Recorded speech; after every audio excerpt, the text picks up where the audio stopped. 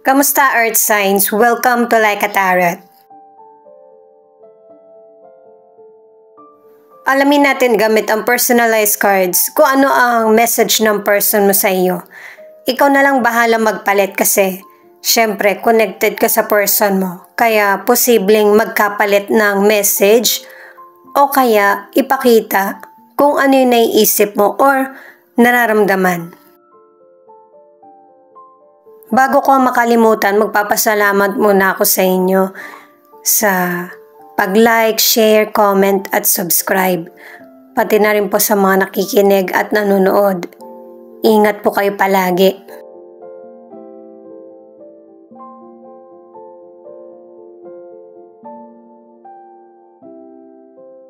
Ang unang message ng person mo, hindi ko intensyon na masaktan ka. May ilan sa inyo na gusto mong unawain itong person na ito.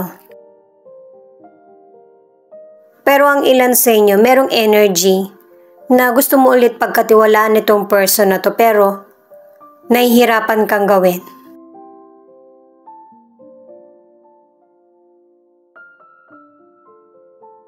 Ipinaglaban kita.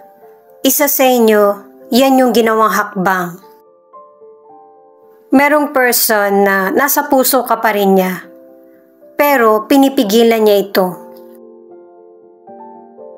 Mas pinapairal ng isa sa inyo ng person na ito, yung isip. Ang third card mo ay Scent. Yan yung isa sa nagpapaalala sa kanya sa iyo. Mahirap itong ginagawa ng person na ito, kalaban niya, sarili niya. Secret lovers. Naging ganito ba yung estado ng relasyon nyo or ito yung nangyayari ngayon? At mukhang may person na hirap magdesisyon. At saka pinipigilang damdamin. Mystery. Mukha ang ilan sa inyo hindi mo alam kung bakit hindi naging maganda ang ending ng connection or relationship mo sa person na ito. At isa sa inyo yung magulo ang isip o kaya ang buhay. Alamin pa natin yung ibang detalye kung bakit ipinakita yung personalized cards.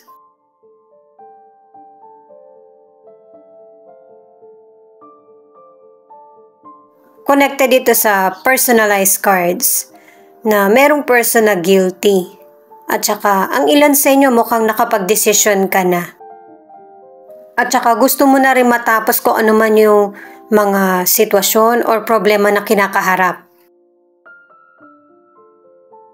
Itong angel number na 11:11 ay makakamit mo na yung kapayapaan at saka balanse sa buhay mo. Itong recognition ay gantimpala ng universe sa iyo kasi alam mo kung ano yung gusto mong trato sa iyo. Alam mo na deserve mo yung better. At ito yung makakamit mo. Itong rekindle, meron talagang person na hindi ka kayang i-let go. Nakailang cards na rin siya. At saka, yung bang kung pwede lang mabalikan yung nakaraan, ay gagawin niya. Kung pwedeng baguhin niya yung sarili niya, babaguhin niya. Nasa sa inyo guys kung gusto mong pagbigyan yung person. Pero base sa mga cards, meron talagang person na nakapag-desisyon na. Ngayon guys, alamin natin kung ano yung paraan para maging mabuting partner. Reminder lang para sa mga bagong viewers na ang reading na ito ay timeless reading, general reading at guide po lamang kaya hindi po magre-resonate sa lahat. Kunin mo lang yung akma sa sitwasyon mo. At kung kailan mo napanood ang reading na ito, yon ang start ng 1 week reading para sa iyo. Ikaw na bahala magpalit kung si person mo ito o ikaw.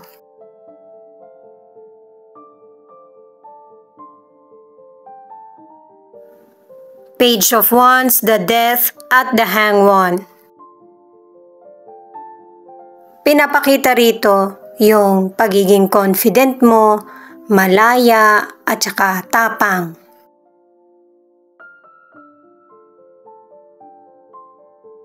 At saka pinaghahandaan mo na kung ano yung mga bagay na gusto mong mangyari sa buhay.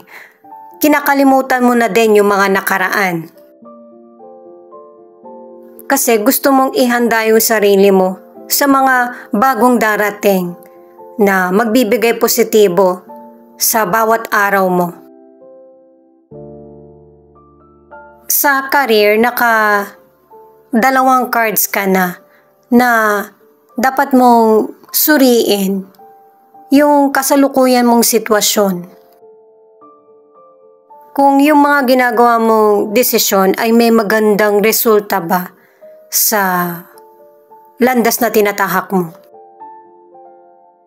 Pinapaalalahanan ka din na merong magandang darating sa karir mo at saka sa financial. Meron mang matapos pero meron pang mas magandang simula na mas magbibigay sa iyo ng kaalaman at increase. At saka ang ilan sa inyo sa negosyo, huwag kang maging kampante sa naibibigay mo lang na effort. Kailangan mo din makasunod kung ano yung mga nagiging uso ngayon. Ang ilan sa inyo na nasa relationship para maging mabuting partner ka, alamin mong maigi yung mga bagay na makakapagpasaya sa kanya at saka sa relasyon nyo.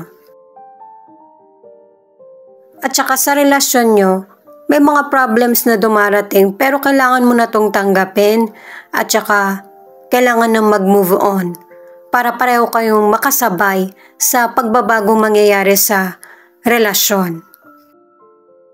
Mas mag-focus sa positive at wag na mag-worry pa sa mga hindi naman kailangan.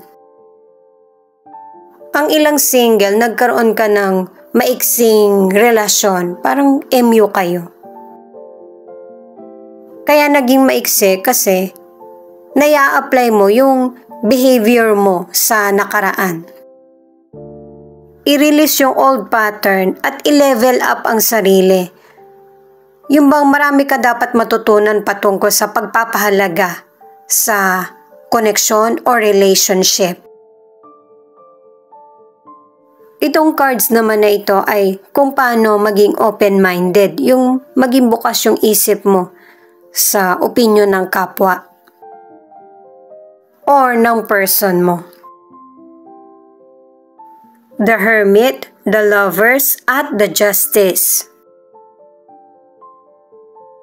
Kailangan nyo parehong mapakinggan kung ano yung nasa isip or nararamdaman ng kapwa o kaya ng person mo. May mga sitwasyon na hindi ka maiintindihan or hindi ka agree pero importante yung pakikinig para pareho kayong magkakaroon ng hustisya sa sitwasyon. Sa financial, ang ilang earth signs, nagpalit ka ng trabaho at nakahanap ka ng trabaho na makakapagpa-satisfy sa mga pangangailangan mo. Kaya maganda yung dating ng financial or money sa iyo. Ang ilan sa inyo, hindi ka nagpalit ng trabaho, pero maganda pa rin yung nagiging resulta sa iyo. Kasi itong tatlong cards na ito ay magandang sign sa blessings, swerte, patungkol sa financial at saka sa career. Lalo na kung yung mga bagay na gusto mo, ang ginagawa mo para kumita. Sa mga single, pangatlong card mo na to na mas gusto mo na yung mga bagong simula na mangyayari sa buhay mo. At saka, dahil sa ganyang behavior mo, may potential person na magkakagusto sa iyo at ang gusto niya ay yung deeper connection. Yung magkaroon kayo ng yung physical contact. Kaya ganito yung nangyayari, intense. Kasi pareho niyong nararamdaman na meron kayong special connection. At saka single ka man or nasa relationship, yung pagmamahal, importansya na kailangan mo, yon yung ibibigay sa'yo ng universe. Ito na yung tamang panahon para matanggap mo ito. Ang ilan na nasa relationship, sinisikap mo na magkaroon ulit ng spark ang relasyon nyo ng person mo at mangyayari nga ito.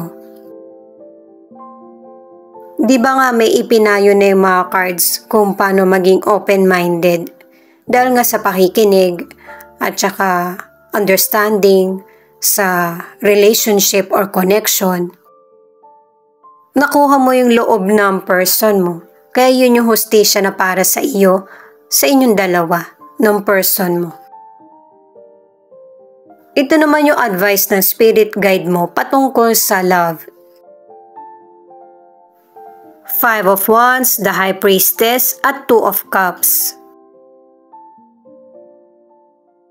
Ipinapayo ng spirit guide mo na itong person mo meron siyang personal problem. Diba nabanggit ko na nga sa personalized cards na kalaban niya yung sarili niya. Merong mga bagay na hindi sinasabi sa iyo yung person mo. Pero ikaw, swerte niya sa iyo kasi pilit mo siyang inuunawa. At ikaw yung nakakatanggap ng message sa spirit guide mo na itong person na to kailangan gabayan. Isa sa inyo talaga yung kailangan na magdala ng relasyon, yung mahabang pasensya at saka pangunawa. Sa kalusugan, nilalabanan mo kung ano man yung mga health issues mo. At para sa ilan sa kalusugan, kung binigyan ka na ng sign, bigyan mo to ng sapat na atensyon. At saka ang ilan sa inyo sa kalusugan, nakatatlong cards ka na may posibilidad na magkakaroon ka ng baby. Sa mga single, ang advice ng mga cards ay huwag kang mawalan ng pag-asa, lalo na sa paghahanap ng karelasyon, kung gusto mo lang Kasi para sa mga single, nakatatlong cards ka na ibibigay ng universe sa iyo, yung the one. Kahit na meron pang ibang person na magkagusto sa iyo, hindi ka pa rin malilito kasi yung mararamdaman mo, yun yung guide mo. Ang ilan sa inyo na nasa relationship, away-bati kayo ng person mo. Pero, ikaw pa rin yung gusto niya kasi alam niya na ikaw yung pinaka nakakaunawa sa kanya. Itong healer, binigyan ka ng spirit guide mo ng kakayahan na para tulungan mag-heal ang kapwa mo. At malaking tulong ito sa kapwa mo or sa person mo. Pinapakita nito na magtiwala ka sa kutob mo at saka sa panaginip na tamang landas ang tinatahak mo lalo na sa career. Nagsisimula ka pa lang or hindi. Itong school naman, hindi lang naman sa eskwelahan ka matututo, kundi sa mga taong nasa paligid mo at saka sa iba't ibang challenges or experience na darating. Iisipin mo talaga sa umpisa na yung mga nangyayaring challenges sa buhay mo ay parang hindi naman nakakabuti or mas lalo pa atang nakakasama sa iyo. Ang hindi mo lang alam ay marami ka nang natututunan sa mga bagay na dumarating sa iyo. At ito yung first step para sa blessings at saka milagro. Yun kasi yung magiging kapalit. 444. Listen to what someone might be saying to you. Yun talaga yung dapat. At saka huwag hayaan na mangibabaw ang emosyon. Itong 8 of Cups naman, sa simula pa lang hanggang dito, pinapakita na talagang gusto mo magkaroon ng bagong chapter sa buhay mo na walang toxic or negative cycle. Kasi pangatlong card mo na ito na gusto mong ipaalam or ipakita na kung gaano ka kahalaga.